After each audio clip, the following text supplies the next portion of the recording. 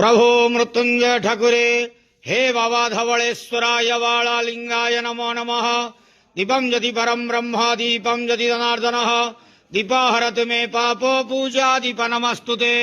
महाप्रभु धवलेश्वराय वाला लिंगाय नमो नमः। संसार सुखी रखंतु।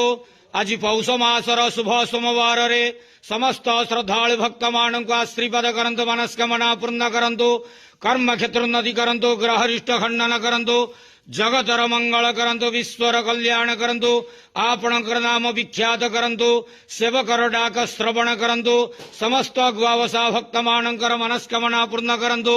जो जो भक्त माने आपणक पाखरे मानसिक रखिचंती तांक मानसिक शीघ्राति शीघ्र पूरण करंतु।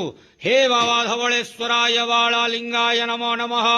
संसार सुखी रखंतु आनंद केवार हरि बोलो। आज पौष मासर शुभ सोमवार रे समस्त श्रद्धालु भक्त मान को आश्रीपद करंतु आनंद केवार हरि बोलो। बाबा धवलेश्वराय वाला लिंगाय नमो नमः।